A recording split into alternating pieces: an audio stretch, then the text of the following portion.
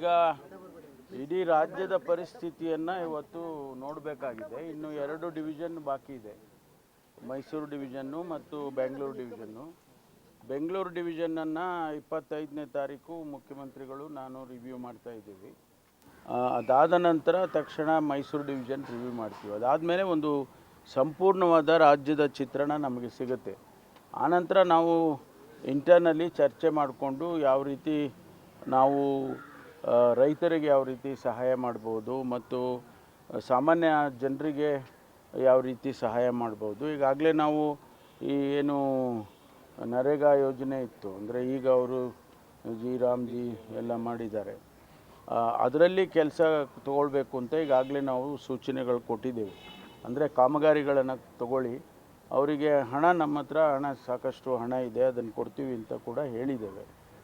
Proposals ಕೊಟ್ಟರೆ ತಕ್ಷಣ ಹಣ ಬಿಡುಗಡೆ ಮಾಡ್ತೀವಿ. ನಾವು ಈಗಾಗಲೇ 1 ಕೋಟಿ ರೂಪಾಯಿ ಪ್ರತಿಯೊಂದು ಶಾಸಕರಿಗೂ ಕೂಡ ಅವರ ಕ್ಷೇತ್ರಕ್ಕೆ 1 ಕೋಟಿ ರೂಪಾಯಿ ಈಗಾಗಲೇ ಪ್ರಕಟಣೆ ಮಾಡಿದ್ದೇವೆ. ಮತ್ತು 5 ಕೋಟಿ ರೂಪಾಯಿ ಒಂದೊಂದು ಜಿಲ್ಲೆಗೆ ಕುಡಿಯೋ ನೀರಿಗೆ, ಎಮರ್ಜೆನ್ಸಿಗೆ ಕುಡಿಯೋ ನೀರಿಗೆ ಖರ್ಚು ಮಾಡಬೇಕು ಅಂಥೇಳಿ ಕೊಟ್ಟಿದ್ದೇವೆ. ಈಗಾಗಲೇ ಅವ್ರ ಹತ್ರ ಹಣ ಇದೆ. ಇದಲ್ಲದೆ ನಮಗೆ ಪಿ ಡಿ ಅಕೌಂಟಲ್ಲಿ ಜಿಲ್ಲಾಧಿಕಾರಿಗಳ ಹತ್ರ ಸುಮಾರು 329 ಕೋಟಿ ರೂಪಾಯಿ ಇಟ್ಟಿದ್ದೀವಿ, ಎಲ್ಲ ಜಿಲ್ಲೆ ಸೇರಿ. ಸೊ ಹಣಕ್ಕೆ ಕೊರತೆ ಇಲ್ಲ. ಅಂದರೆ ನಾವು ಯಾವ ರೀತಿ ಪ್ರೋಗ್ರಾಮ್ಸನ್ನು ಮಾಡಬೇಕು ಅನ್ನೋದ್ರ ಬಗ್ಗೆ ತೀರ್ಮಾನ ಆಗಬೇಕು. ಸರ್, ಸೆಂಟ್ರಲ್ಗೆ ನೀವು ಲೆಟರ್ ಎಲ್ಲ ಬರೆದಿದ್ರಿ, ಯಾವ ಕಮಿಟಿ ಏನಾದರೂ ಬರ್ಬೋದು? ಅಲ್ಲಲ್ಲ, ಅವರು ನಮಗಿನ್ನೂ ಯಾವುದೂ ರಿಯಾಕ್ಷನ್ ಬಂದಿಲ್ಲ. ರಿಯಾಕ್ಷನ್ ಬಂದ ಮೇಲೆ ನೋಡೋಣ ಯಾವ ರೀತಿ ಏನು ರಿಯಾಕ್ಷನ್ ಬರುತ್ತೆ ಅಂತ ನೋಡಿಕೊಂಡು ಆಮೇಲೆ ನಾವು ಮುಂದೆ ಆಗಸ್ಟ್ ತಿಂಗಳಲ್ಲಿ ಅವರು ಮೆಮೊರಂಡಮ್ ಆಫ್ ಅಸೋಸಿಯೇಷನ್ ಎಕ್ಸ್ಪೆಕ್ಟ್ ಮಾಡ್ತಾರೆ. ಮೆಮೊರಂಡಮ್ ಇದಕ್ಕೆ ನಮ್ಮ ಬರದ ಪರಿಸ್ಥಿತಿಗೆ ಒಂದು ಮೆಮೊರಂಡಮ್ ಕೊಡ್ತೀವಲ್ಲ, ಅದನ್ನು ಎಕ್ಸ್ಪೆಕ್ಟ್ ಮಾಡ್ತಾರೆ. ಅದು ಆದಮೇಲೆ ಅವರು ಸಾಮಾನ್ಯವಾಗಿ ನಾವು ಏನು ಮೆಮೊರಂಡಮ್ ಕೊಟ್ಟ ಮೇಲೆ ಕಳಿಸ್ತಾರೆ, ಅಲ್ಲಿ ತನಕ ಕಳಿಸೋದಿಲ್ಲ ಅವರು. ಸರ್, ಈಗ ನೀವು ಕೆಲವು ಜಿಲ್ಲೆಗಳಿಗೆಲ್ಲ ಭೇಟಿ ಕೊಟ್ಟಿದ್ದೀರಿ ಸರ್, ಅಲ್ಲಿ ಕೃಷಿ ಚಟುವಟಿಕೆಗಳೆಲ್ಲ ಶುರುವಾಗಿದೆಯಾ ಸರ್? ಯಾಕೆಂದರೆ CM ಅವ್ರು ಹೇಳ್ತಾ ಇದ್ರು ನೀರಿನ ಸಮಸ್ಯೆ ಇದೆ, ಯಾರು ಬೆಳೆಗಳು ಬೆಳಿಬೇಡಿ ಅಂತ. ಅಲ್ಲಲ್ಲ, ಈಗ ಮುಂಗಾರಲ್ಲಿ ಸ್ವಲ್ಪ ಮಳೆ ಬಂತು, ಅದಕ್ಕೆ ಎಲ್ಲ ಬೀಜ ಹಾಕಿದರು, ಮತ್ತೆ ಮಳೆ ನಿಂತೋಯ್ತು, ಈಗೆಲ್ಲದು ಒಣಗೋಗಿದೆ. ಈಗ ಯಾವುದೇ ಎಲ್ಲೂ ಕ್ರಾಪ್ ಅಂತ ಇಲ್ಲವೇ ಇಲ್ಲ, ಇಡೀ ರಾಜ್ಯದಲ್ಲಿ ಎಲ್ಲೂ ಕೂಡ ಯಾವ ಜಿಲ್ಲೆನಲ್ಲೂ ಇಲ್ಲ. ಈಗ ಮತ್ತೆ ಏನಾದರೂ ಆಗಸ್ಟ್ ತಿಂಗಳಲ್ಲಿ ಮಳೆ ಬರ್ಬೋದು ಅಂತ ಒಂದು ಸೂಚನೆ ಎಕ್ಸ್ಪೆಕ್ಟ್ ಮಾಡ್ತಾ ಇದ್ದೀವಿ. ಬಂದರೆ ಮತ್ತೆ ಬೀಜ ಹಾಕ್ತಾರೆ. ಈ ಲೇಟ್ ಸೋಯಿಂಗ್ ಅಂತ ಮಾಡ್ತಾರೆ, ಅದರಲ್ಲಿ ರಾಗಿ, ವಿಶೇಷವಾಗಿ ರಾಗಿ ಅಂತ ಕ್ರಾಪ್ಗಳೆಲ್ಲ ಲೇಟ್ ಸೋಯಿಂಗ್ ಆದರೂ ಕೂಡ ಬರುತ್ತೆ ಅಂತ ಅದೊಂದು ಎಕ್ಸ್ಪೆಕ್ಟೇಷನ್ ಇದೆ. ನೋಡೋಣ. ಸರ್, ಆಮೇಲೆ ಈಗ ನೀಟ್ ಪ್ರಶ್ನೆ ಪತ್ರಿಕೆ ಸೋರಿಕೆ ವಿಚಾರವಾಗಿ ಡೆಲ್ಲಿಯಲ್ಲಿ ಜೋರ್ ಗಲಾಟೆ ಆಗ್ತಿದೆ. ನೆನೆನೂ ಕೂಡ ಒಂದಿಷ್ಟು ಲಾಠಿ ಚಾರ್ಜ್ ಮುಂದುವರೆದಿದೆ. ಈಗ ಸದನದಲ್ಲಿ ಚರ್ಚೆ ಮಾಡೋದಕ್ಕೆ ಅವಕಾಶ ಕೇಳಿದಾರಲ್ಲ. ಏಕೆಂದರೆ ನೋಡಿ, ಲಕ್ಷಾಂತರ ಮಕ್ಕಳ ಭವಿಷ್ಯ ಇದರಲ್ಲಿ ಇದೆ. ಈಗ ಯಾರು ಫಸ್ಟ್ ಎಕ್ಸಾಮ್ ತೊಗೊಂಡಿದ್ರು 500 ಮಾರ್ಕ್ಸ್ ತೊಗೊಂಡಿದ್ರು, ಸೆಕೆಂಡ್ ಎಕ್ಸಾಮ್ನಲ್ಲಿ ಅವರಿಗೆ 250-300 ಬಂದಿದೆ. ಆ ಥರದ್ದು ಸಾಕಷ್ಟು ಉದಾಹರಣೆಗಳಿದ್ದಾವೆ. ಅಂದರೆ ಅರ್ಥ ಅಲ್ಲಿಗೆ ಮಕ್ಕಳಿಗೆ ತೊಂದರೆ ಆಯಿತು ಅಂತ ಅಲ್ವಾ? ಲಕ್ಷಾಂತರ ಮಕ್ಕಳಿಗೆ ಅವರಿಗೆ ರ್ಯಾಂಕಿಂಗೇ ಹೊರಟೋಯ್ತು.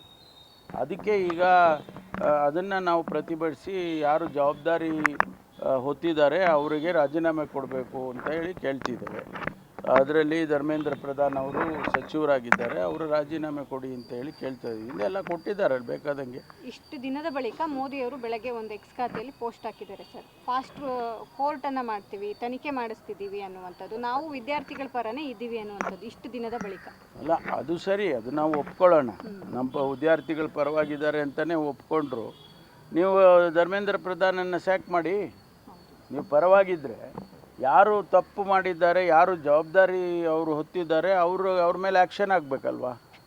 ಅದು ಮಾಡ್ದೇನೆ ನಾನು ಪರವಾಗಿದ್ದೇನೆ, ಹಿಂದೆಲ್ಲ ಪಕೋಡ ಮಾರಿ ಅಂತ ಹೇಳ್ತಿದ್ರಲ್ಲ, ಈಗ ಬದಲಾಗಿದ್ದಾರೆ ಅವರು. ಸರ್, ಆಮೇಲೆ ರಾಹುಲ್ ಗಾಂಧಿ ಅವರು ಪ್ರೊಟೆಸ್ಟ್ ಮಾಡಬೇಕಾದ್ರೂ ಕೂಡ ಅವ್ರನ್ನೆಲ್ಲ ಎಳೆದಾಡಿ ಗಾಯಪಡಿಸಿದ್ದಾರೆ ಸರ್. ಮೂಗೆಲ್ಲ ಹೊಡೆದು ಮೂಗಲ್ಲೆಲ್ಲ ರಕ್ತ ಬಂದು ಇಶ್ಯೂ ಆಗಿದೆ. ಆ ಮಟ್ಟಿಗೆ ಲೋಕಸಭೆ ಪ್ರತಿಪಕ್ಷ ನಾಯಕರಿಗೆ ಆ ಪರಿಸ್ಥಿತಿ ಆದರೆ ಹೇಗೆ ಅಂತ? ಇಲ್ಲ, ಅದನ್ನೇ ಈಗ ನಾವು ಪ್ರಜಾಪ್ರಭುತ್ವ ಎಲ್ಲಿಗೆ ಹೋಗ್ತಾ ಇದೆ, ಡೆಮೋಕ್ರಸಿ ಈಸ್ ಇನ್ ಕ್ವೆಶ್ಚನ್. ನಾವು ಶಾಂತಿಯುತ ಪ್ರತಿಭಟನೆ ಮಾಡೋದಕ್ಕೂ ಸಂವಿಧಾನದಲ್ಲೇ ಅವಕಾಶ ಕೊಟ್ಟಿದ್ದಾರೆ ಅಂದಾಗ ನೀವು ಅದಕ್ಕೆ ಅವಕಾಶ ಕೊಡೋದಿಲ್ಲ ಅಂದರೆ ಏನರ್ಥ ಇದೆ? ಶಾಂತಿಯುತವಾಗಿ ಪ್ರತಿಭಟನೆ ಮಾಡೋದಕ್ಕೆ ಹೊರಟಿದ್ರು. ಅದನ್ನು ಅವರು ಆ ರೀತಿ ಟ್ರೀಟ್ ಮಾಡಿದರೆ ಒಬ್ಬ LOPಗೆ ಆ ರೀತಿ ಟ್ರೀಟ್ ಮಾಡಿದರೆ ಏನು ಅರ್ಥ ಏನಿದೆ ಅಂತ ಹೇಳಿ. ಇಲೆಕ್ಷನ್ ಸರ್, ಇಲ್ಲಿ ನಿನ್ನೆ ಮೊಟ್ಟೆ ಎಲ್ಲ ತೋರಿದ್ರು ಬಿಜೆಪಿ ಶಾಸಕರ ಮೇಲೆ. ಆ್ಯಕ್ಷನ್ ಇದ್ದರೆ ರಿಯಾಕ್ಷನ್ ಆಗೇ ಆಗುತ್ತಲ್ವಾ? ಆ್ಯಕ್ಷನ್ ಇದ್ದಾಗ ರಿಯಾಕ್ಷನ್ ಆಗೇ ಆಗುತ್ತೆ. ಅದಕ್ಕೆ ಇಲ್ಲಿ ಅವರು ನಮ್ಮವರು ಪ್ರತಿಭಟನೆ ಮಾಡ್ತಾರೆ ಅಂತೇಳಿ ಅವ್ರು ಬಂದು ನಮ್ಮ ಕಚೇರಿಗೆ ನಿನ್ನೆ ಮುತ್ತಿಗೆ ಹಾಕಕ್ಕೆ ಬಂದಿದ್ರು ಅಂತೇಳಿ ನ್ಯಾಚುರಲಿ ರಿಟಾಲಿಯೇಟ್ ಮಾಡಿದ್ದಾರೆ. ಪ್ರತಿಭಟನೆ ಮಾಡ್ತಿದ್ದಾರೆ, ರಾಜಭವನಕ್ಕೆ ಹೋಗಿ ದೂರು ಕೊಡ್ತಾ ಇದ್ದಾರೆ. ಕೊಡಲಿ, ಅವರು ರಾಜಭವನಕ್ಕೆ ಕೊಡಲಿ, ಏನು ಅದು ನಮಗೇನು ತಕರಾರಿಲ್ಲ. ಆರ್ ಅಶೋಕ್ ಅವರೆಲ್ಲ ಹೇಳ್ತಾರೆ ಸರ್, ಕೊಲೆ ಮಾಡೋದಕ್ಕೆ ಬಂದಿದ್ರು, ಮಾರಕಾಸ್ತ್ರಗಳೆಲ್ಲ ತಂದಿದ್ರು ಅಂತೆಲ್ಲ. ಅದಕ್ಕೇನು ತನಿಖೆ ಮಾಡಬೇಕಾ? Thank you sir. ಆಮೇಲೆ ಕ್ಯಾಬಿನೆಟ್ ಸರ್ ಬೇಡ